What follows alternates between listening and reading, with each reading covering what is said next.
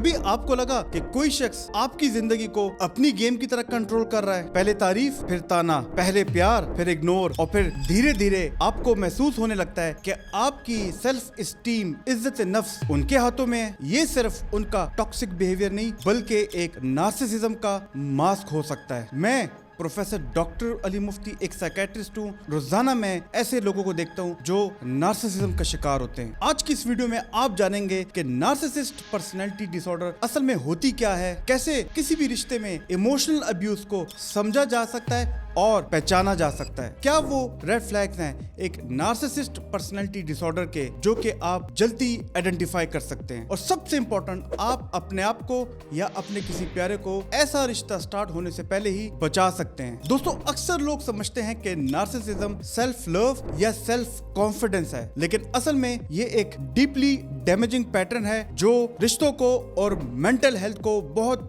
बुरे तरीके से तोड़ देता है। इस वीडियो के एंड तक जुड़े रहिएगा क्योंकि मैं आपको ऐसी सिंपल स्ट्रेटजीज बताऊंगा जो आपको इमोशनल अब्यूज और टॉक्सिक रिलेशनशिप से बचा सकती हैं। और मेरा आपसे सवाल, आप किसी को पहचान पाओ पहले ही दिन कि क्या ये आपको इमोशनल अब्यूज करेगा या नहीं, तो ये वीडियो आपके लिए है जो कि आपकी जिंदगी बदल सकता है। नार्सिसिस्टिक पर्सनैलिटी डिसऑर्डर एक ऐसी शख्सियत की खराबी है जिसमें उस बंदे को हर वक्त एडमिरेशन यानी कि तारीफ चाहिए होती है और रिश्ते का कंट्रोल उसके हाथ में होना चाहिए। वो अपनी इमेज को परफेक्ट देखना चाहता है, चाहे असल में वो अंदर से खोखला ही क्यों ना हो। इमोशनल अब्यूज के जरिए वो आपको कंट्रोल करना चाहता है, चाहे वो गैस लाइटिंग हो, मैनिपुलेट करे या साइलेंटली को मैनेज करे। लेकिन एक असल नार्सिसिस्ट की पहचान करना इतना आसान नहीं है क्योंकि रिश्तों के शुरू में वो एक इंतहाई परफेक्ट ह्यूमन बीइंग लगता है, लेकिन सवाल ये है कि उस मास्क के पीछे असली चेहरा कैसे दिखता है। दोस्तों,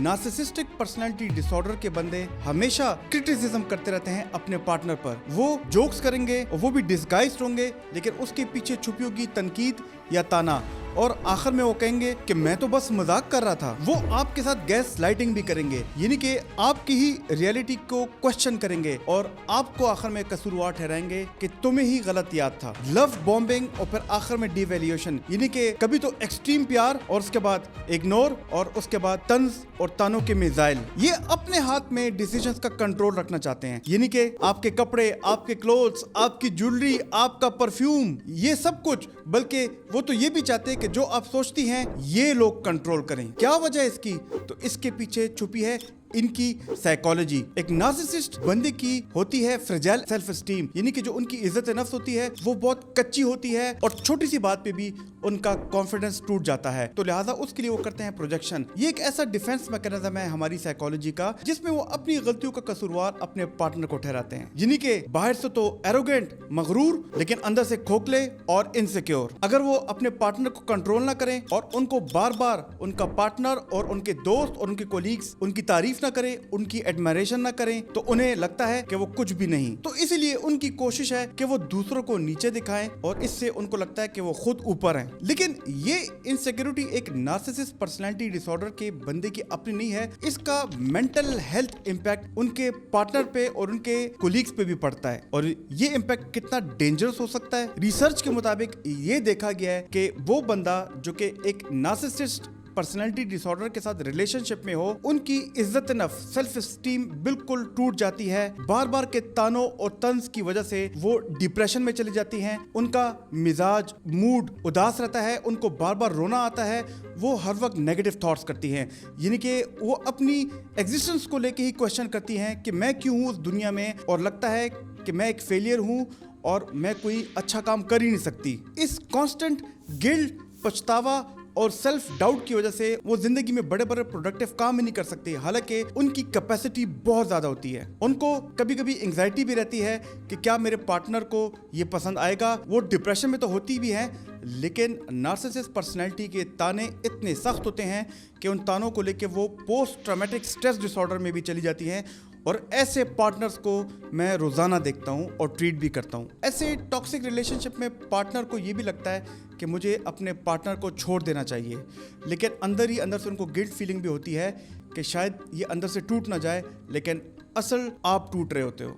अब आप सोच रहे होंगे कि जब एज अ पार्टनर آپ کی مینٹل ہیلتھ اتنی ڈیمیج ہو رہی ہے, آپ انگزائٹی ڈپریشن جیسی بیماریوں میں مبتلا ہو گئی ہیں, تو پھر بھی آپ کیوں ایسے ریلیشن شپ میں پھنسے رہتے ہو؟ یہاں پر آتا ہے سروائیول اور ہوپ کا انسٹنکٹ. یاد رکھیں, اگر آپ کو پتہ چل جائے کہ آپ کا پارٹنر ایک نارسسسٹک پرسنالٹی ڈس آرڈر کا شکار ہے, جو کہ میں نے ابھی آپ کو بتائی ہیں, تو سب سے پہلے تو آپ اپنی مینٹل ہیلتھ ڈس آرڈر کا علاج کرائیں. اگر انگزائٹی ڈپریشن یا پوسٹ ٹرامیٹک ڈس آرڈر ہے, گو ٹو اے سائیکالوجسٹ اور سائیکیٹرسٹ اور اپنے آپ کو ٹریٹ کریں. لیکن اپنی ٹریٹمنٹ کا علاج بھی ضروری نہیں ہے, کیونکہ جب تک آپ گند کو نہیں ہٹائیں گے پرفیوم کام نہیں کرے گی, اور گند کو ہٹانا ضروری ہے. اور انہی چیزوں کو استعمال کر کے آپ اپنے آپ کو پروٹیکٹ کر سکتے ہو. اور ان کے لیے ضروری ہے کہ ریڈ فلیگز کو آئیڈینٹیفائی کر کے, یعنی کہ آپ کے پارٹنر میں اگر بار بار نارسسسٹک پرسنالٹی ڈس آرڈرز کے پیٹرنز آ رہے ہیں, آپ کو وہ ایموشنل ابیوز کر رہا ہے اور ایک ٹاکسک ریلیشن شپ میں آپ چلے گئے ہو, تو ان کو آئیڈینٹیفائی کرو اور اس کو اگنور نہیں کرنا. سب سے بڑھ کے یہ کہ آپ باؤنڈری سیٹنگ کرو,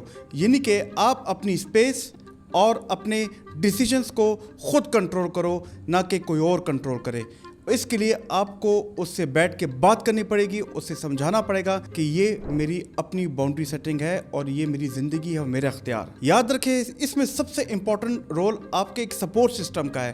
آپ اپنی فیملی, اپنے فرینڈ میں ایک ایسے بندے کو آئیڈینٹیفائی کرو جس کے ساتھ جا کے آپ اپنی ساری باتیں, اپنی سیکریسی کو کانفیڈینشیل طریقے سے شیئر کرو, اور ایک تھراپسٹ کا بھی انتخاب کرو جو کہ آپ کے ساتھ اس سچویشن میں آپ کی مدد کر سکے. لیکن اس کے ساتھ ساتھ یہ بھی ضروری ہے کہ اپنی عزت نفس اور اپنی سیلف اسٹیم, ان کی اپروول پر مت ڈیپینڈ کرو, بلکہ وہ آپ کے اپنے اختیار پہ ہے. اگر ریلیشن شپ بہت ٹاکسک ہے, ایموشنل ابیوز بہت زیادہ ہے, تو ڈو تھنک آف واکنگ اوے, کیونکہ آپ کی صحت, آپ کی مینٹل ہیلتھ پرائورٹی ہے. یاد رکھو کہ ان کو بدلنے کی ذمہ داری آپ کی نہیں, لیکن اپنے آپ کو بچانا یہ آپ کا فرض ہے. یاد رکھیے, ایک نارسسسٹک بندہ اپنی دنیا میں شاید کبھی خوش نہ ہو, لیکن آپ اپنی دنیا کو ایک ٹاکسک ماحول سے آزادی دلا سکتے ہو. دوستو, اگر آپ کو ہماری یہ والی ویڈیو پسند آئی ہے, تو ہماری یہ والی ویڈیو جس میں نے ایموشنز کنٹرول کرنے اور غصے کو مینیج کرنے کے بارے میں بڑی سمپل اور پاورفل ٹیکنیکس کے بارے میں بتایا, اسے بھی ضرور دیکھنا. دوستو, ہمارے چینل کو لائک, سبسکرائب اور بیل کا نوٹیفیکیشن ضرور دبانا. اللہ تعالیٰ آپ کا حامی و ناصر ہو. شکریہ.